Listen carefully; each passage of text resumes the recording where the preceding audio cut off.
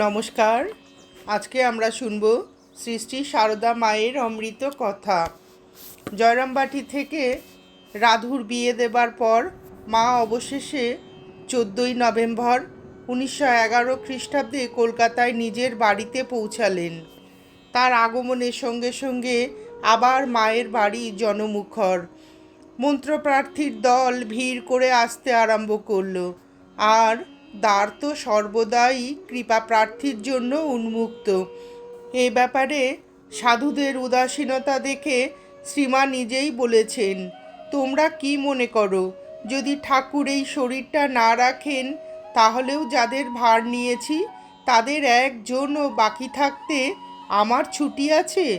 যাদের নিজের বলে নিয়েছি তাদের তো আর ফেলতে পারি না। স্ত্রী শিক্ষা সম্পর্কে মা সারদা দেবী চিরদিনই আগ্রহী।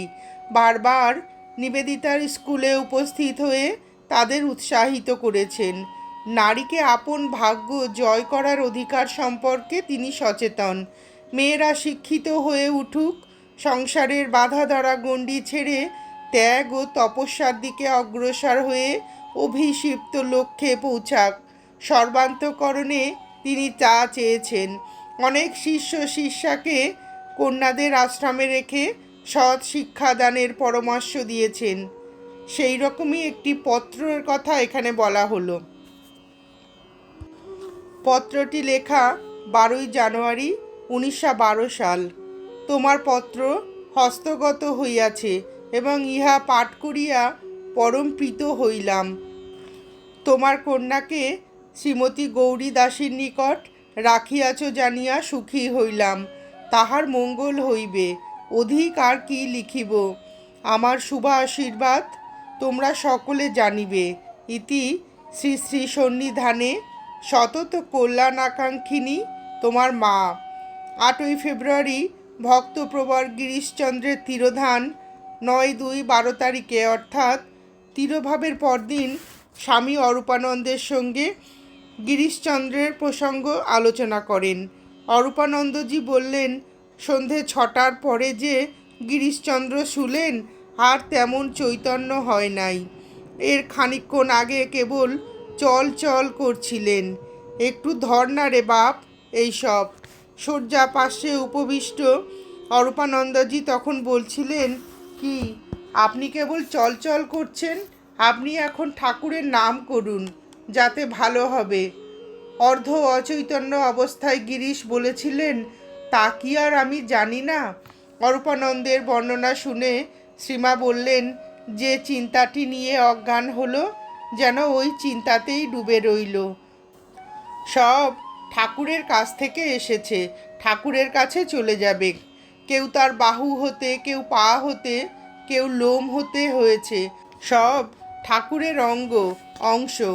চতুর্থীর দিন সকালে গিরিশচন্দ্রের বাড়ি থেকে লোক এলো শ্রীমাকে নিয়ে যেতে, কিন্তু তিনি রাজি হলেন না। সেই গিরিশ নেই, আর সেখানে কি যেতে ইচ্ছা করে? আহা, একটা ইন্দ্রপাত হয়ে গেল। কি ভক্তি বিশ্বাসী ছিল!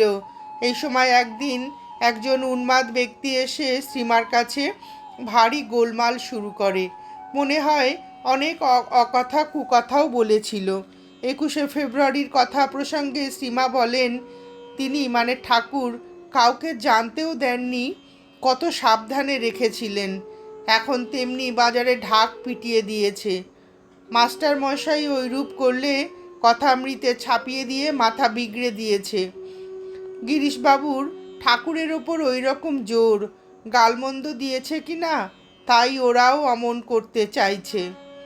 অপূর্বানন্দ বললেন, তুমি যে মন্ত্র দাও সে তো ইচ্ছা করেই দাও মা।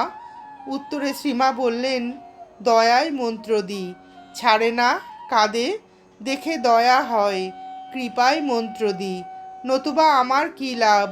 মন্ত্র দিলে তার পাপ গ্রহণ করতে হয়। ভাবি, শরীরটা তো যাবেই, তবু এদের হোক। 24/2/12 তারিখে পোল্যান্ডের এক শ্বেতাঙ্গিনী মহিলা এসেছিলেন মা সারদা দেবীর কাছে। এই মেয়েটি ভারতে এসেছিলেন বেদান্ত শিক্ষা করতে। কিছুক্ষণ আলাপের পর স্বামী অপূর্বানন্দ দোভাষীর কাজ করেছিলেন সেই সময়।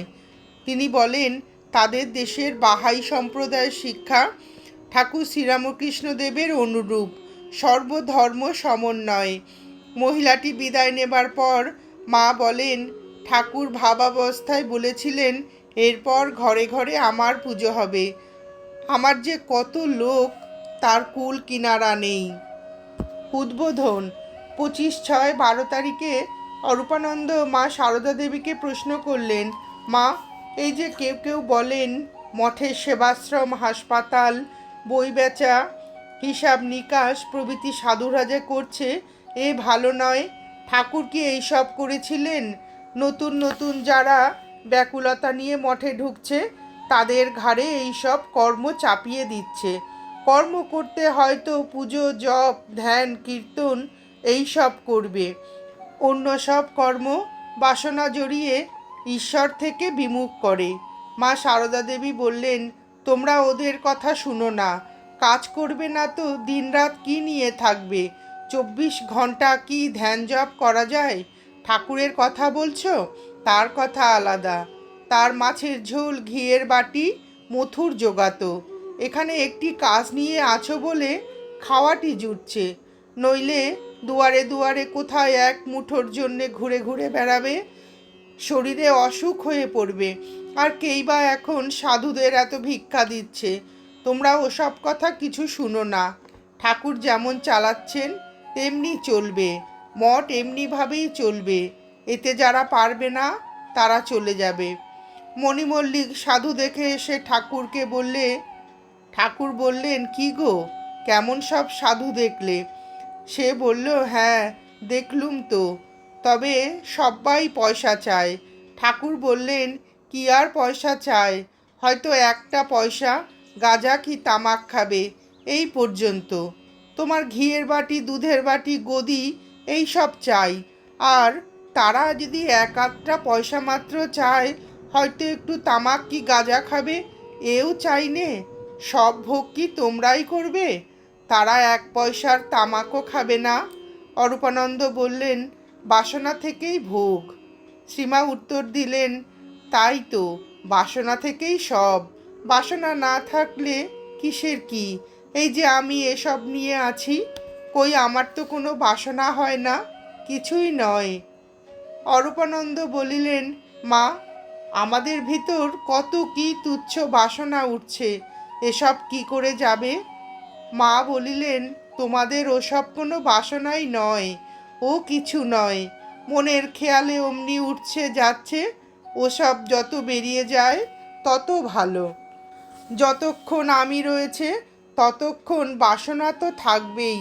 ওসব বাসনায় তোমাদের কিছু হবে না। তিনিই রক্ষা করবেন।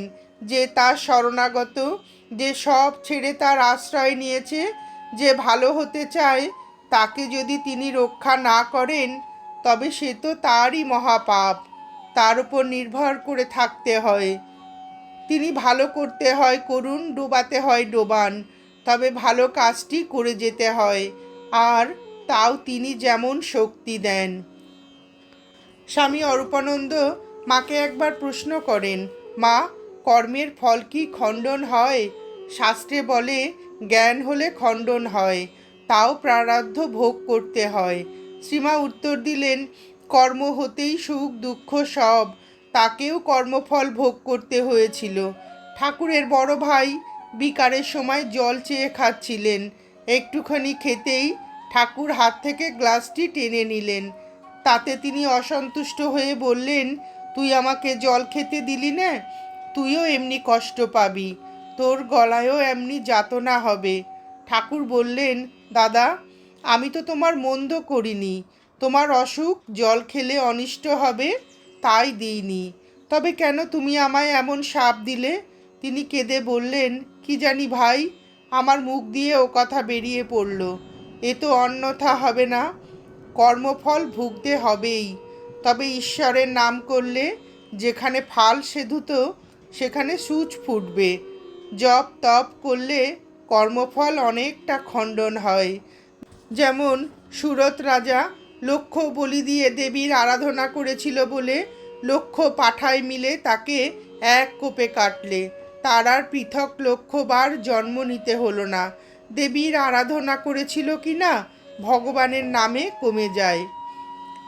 এই দিনই অরূপানন্দজি মাকে আরেকটি প্রশ্ন করেন, আচ্ছা মা, তুমি জয়রামবাটিতে বলেছিলে সব এক সময়ে সৃষ্টি হয়েছে, যা হয়েছে সব এককালে হয়েছে, একটি করে হয়নি। উত্তরে শ্রীমা বলেন, তিনি কি আর একটি একটি সৃষ্টি করেছেন? এ যেন তার একটি কল চলছে। এই যেমন ময়দার কল, কলওয়ালা দেখছে কলটি যাতে নষ্ট না হয়। সে কি কোথাও একটি একটি করে গম গুঁড়ো হচ্ছে দেখছে? তেমনি তার কলটি তিনি ঠিক রাখছেন। কোথায় কে কি খুঁটিনাটি করছে তা কি তিনি অত দেখছেন? তার অনন্ত দৃষ্টি, তাকে সর্বক্ষণ দেখতে হচ্ছে। অত খুঁটিনাটি দেখলে কি চলে? 16ই অক্টোবর 1912 সাল, মঠে দুর্গাপুজো, দেবীর বোধন। মা সারদা দেবী বিকেলে মঠে আসবার কথা, কিন্তু সন্ধ্যা হতে চলল, তখনও তিনি এসে পৌঁছাননি। তার অভ্যর্থনার জন্য বাবুরাম মহারাজ ছোটাছুটি করছেন। তখনও মঙ্গল ঘট বা কলাগাছ স্থাপিত হয়নি দেখে বিরক্তির সঙ্গে বললেন, এখনও এসব হয়নি, মা আসবেন কি? বোধন শেষ হওয়ার সঙ্গে সঙ্গে মায়ের গাড়ি মঠে পৌঁছালো। গোলাপ মা মাকে হাত ধরে নামালেন। চারিদিকে সুবন্দোবস্তের দিকে তাকিয়ে শ্রীমা বললেন, সব ফিটফাট, আমরা যেন সেজেগুজে মা দুর্গা ঠাকুরুন এলুম। মঠের উত্তর দিকের বাগান বাড়িতে মায়ের থাকার ব্যবস্থা হয়েছিল, সেইখানেই তাকে নিয়ে যাওয়া হলো। তার পাশের ঘরটি নির্দিষ্ট হলো যোগিন মা, গোলাপ মা ও লক্ষ্মী দিদির জন্য। বোধনের দিন রাত্রে গিরিশচন্দ্রের ভগিনী দক্ষিণাকালী নদিদি নামে সমধিক পরিচিত ছিলেন তিনি, আকস্মিকভাবে মারা যান। পরদিন বিকালে তার মৃত্যু সংবাদ শুনে মা বললেন, আর মানুষ এই আছে এই নাই, কিছুই সঙ্গে যাবে না, একমাত্র ধর্মাধর্মই সঙ্গে যাবে, পাপ পুণ্য মৃত্যুর পরেও সঙ্গে যায়। মা সারদা দেবী বোধনের দিন উপস্থিত হয়ে একাদশী পর্যন্ত মঠে অবস্থান করেন। মহা অষ্টমীর রাত্রে জনা নাটক এবং বিজয়ার রাত্রে রামাশ্বমেধ যাত্রা অভিনয় হয়। শ্রীমা দোতলায় বসে নাটক দুটি দেখেন। মহা অষ্টমীর দিন রাজা মহারাজ স্বামী ব্রহ্মানন্দ 108টি পদ্মফুল দিয়ে শ্রীমাকে পুজো করেন। নবমীর দিন গোলাপ মা মা সারদা দেবীর বার্তা বহন করে শারদানন্দের কাছে গিয়ে বলেন, শরৎ, মা ঠাকুরুন তোমার সেবায় খুব খুশি, তোমাদের তার আশীর্বাদ জানাচ্ছেন। শারদানন্দের পাশেই বসেছিলেন স্বামী প্রেমানন্দ। শ্রীমায়ের প্রীতিতে উৎফুল্ল হৃদয়ে উভয়ে কোলাকুলি করেন। নিরঞ্জনের সময় যে নৌকায় বিসর্জনের জন্য প্রতিমা তোলা হয়েছিল, সেই নৌকায় ডাক্তার কাঞ্জিলাল দেবী মূর্তির সামনে নানা মুখভঙ্গি এবং রঙ্গব্যঙ্গ করছিলেন, যা উপস্থিত অনেকেই উপভোগ করেছিলেন।